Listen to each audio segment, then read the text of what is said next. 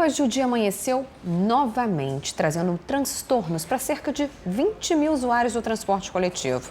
Os passageiros foram prejudicados por causa de uma paralisação na empresa Líder, no bairro Cidade Nova. Isso porque um grupo de motoristas e cobradores resolveu parar o trabalho para cobrar o pagamento de horas extras. O Danilo Alves acompanhou o protesto que durou cerca de 2 horas. A paralisação começou às 4 horas da manhã e durou 2 horas. Os ônibus aqui da empresa Líder, na zona norte da cidade, voltaram a circular às 6 da manhã.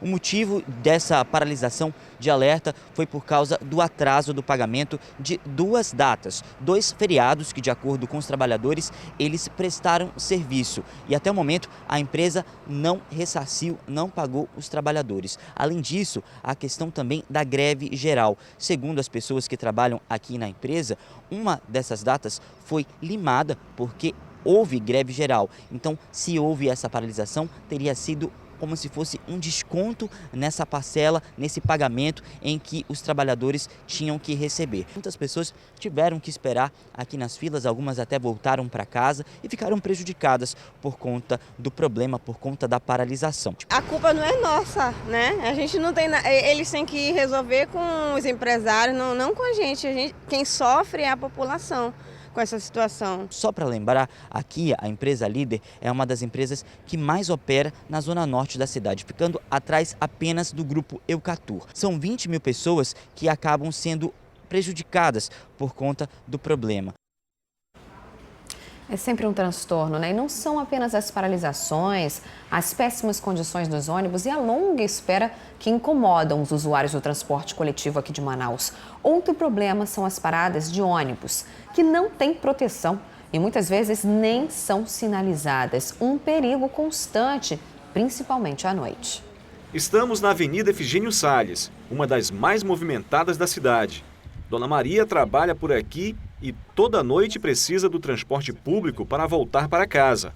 Um desafio e tanto, já que além da demora do ônibus, ela se arrisca em uma parada sem estrutura. Isso sempre ocorre, né? Aí tem que esperar o ônibus mesmo. Ou então corre para ali para debaixo. Dona Eli sabe muito bem o perigo de estar em um ponto de ônibus improvisado. Essa parada daqui, ela não tem proteção nenhuma, mas quando chove, né, a gente pega a chuva, fica no sol e tudo, né? E fora a demora dos ônibus, né, que a gente passa aqui há horas e é um perigo que a gente não tem proteção nenhuma. Essa situação não é de agora. Há pouco mais de um ano, nossa equipe já esteve aqui a pedido da população. Só que de lá para cá, nada mudou. Segundo a Superintendência Municipal de Transportes Urbanos, Manaus possui 4 mil pontos de ônibus. Mais de 75% não tem proteção. A maioria conta apenas com placas de sinalização. Bom, aparentemente essa parada aqui está adequada aos usuários. Ela tem aqui uma cobertura para proteger no caso venha a chover. Tem aqui os bancos, tem até uma lixeira. Mas olha só esse contraste, é só atravessar a rua e a gente vai chegar em outra parada de ônibus, aonde as pessoas aqui encontram a sarjeta, calçada, não oferece segurança nenhuma, não tem cobertura nenhuma. E ó, o poste não tem a identificação de uma parada, mas acreditem, o ônibus para aqui.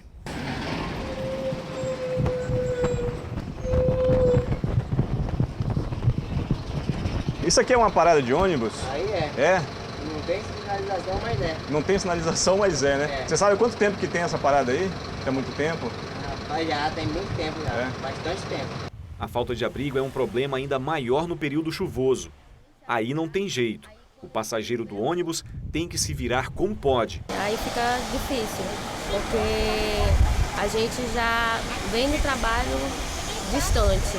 Aí quando chega aqui não tem uma proteção, não tem uma cobertura nem nada, a gente tem que se abrigar por debaixo das árvores, debaixo de alguma banca que tem por aqui, fica difícil. Em nota, a SMTU informou que até a semana que vem os locais indicados na reportagem vão ser visitados por técnicos e vão ser providenciadas as placas de sinalização das paradas. A nota mencionou ainda que a superintendência está fazendo um levantamento sobre as condições atuais dos mais de 4 mil pontos de ônibus existentes em Manaus e que a partir de março vão definir quais paradas vão precisar substituir os abrigos e onde serão construídas uma nova cobertura. Só nos resta esperar, né, e acompanhar essa situação. E os problemas não param por aí. Hoje, a Manaus Ambiental voltou a interditar a Alameda Cosme Ferreira, um dia depois de ter concluído os reparos em uma rede de tubulação que rompeu na madrugada de segunda-feira. Nas imagens aéreas, congestionamento. Um cenário não muito diferente por aqui nos últimos dias. A equipe da Manaus Ambiental voltou a interditar a Alameda Cosme Ferreira por volta das 9 da manhã. Segundo a Manaus Ambiental, desta vez a situação foi mais protetiva. Isso porque há umidade aqui no solo. E para não ter problemas posteriores, eles resolveram voltar aqui a Alameda Cosme Ferreira para poder colocar mais terra para assim nivelar e fazer o asfaltamento. Já é o terceiro dia consecutivo de obras e os motoristas foram pegos de surpresa. Eu nem estava sabendo que estava tendo esse problema aqui, senão eu tinha ido lá pelo outro lado, né? Tá complicado, viu? O trânsito tá horrível aqui.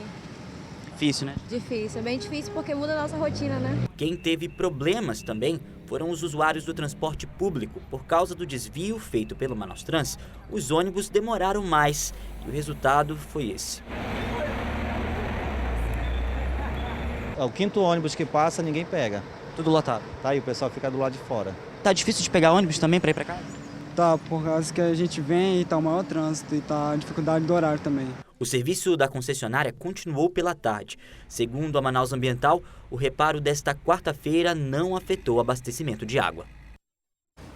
Olha, como a gente viu, o tráfego ficou bem complicado por lá hoje de manhã. Vamos então saber como é que está a área agora à noite. Quem conta como está o andamento das obras e a situação da interdição na Alameda Cosme Ferreira é a repórter Larissa Santiago, que está lá. Boa noite, Larissa. Muito congestionamento por aí? Conta pra gente.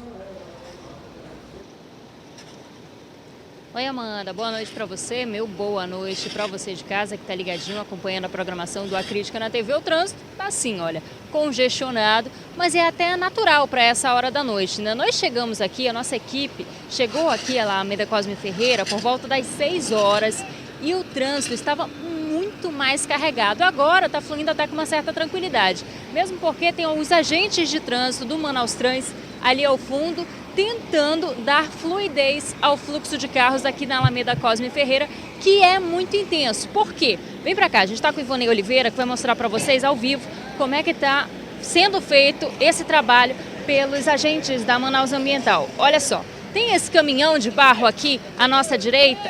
O que eles estão fazendo? Retirando todo o barro que foi colocado para colocar outro.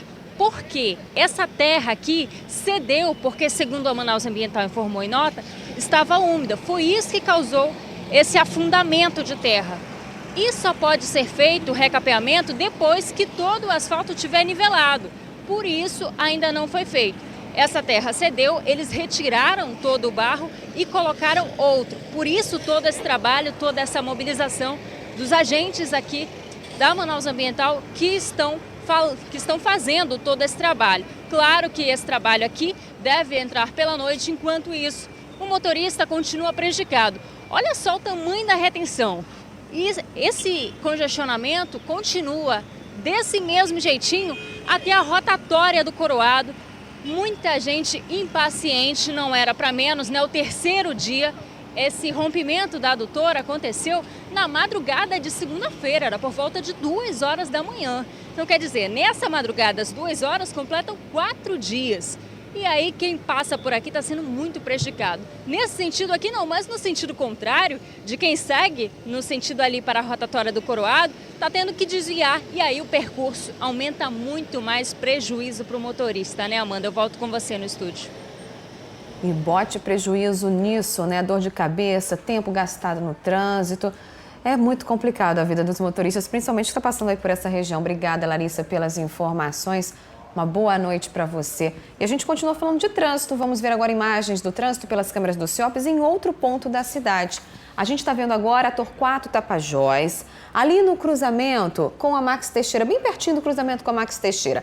A via da direita segue no sentido de quem vai ali para a Cidade Nova e para o aeroporto Eduardo Gomes. E a da esquerda no sentido centro. Nesse trecho, a gente não vê retenção, a gente não vê congestionamento, bem diferente do que a gente viu ali na Cosme Ferreira agora há pouco com a Larissa Santiago.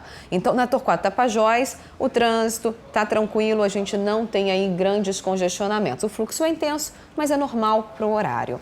E daqui a pouquinho a gente vai mostrar para você como foi a movimentação nas agências da Caixa Econômica no primeiro dia de plantão para tirar dúvidas sobre o saque do FGTS. E tem ainda um alerta sobre o câncer infantil, a doença que é responsável pela maioria das mortes de crianças no país. Os detalhes eu te conto logo depois do intervalo.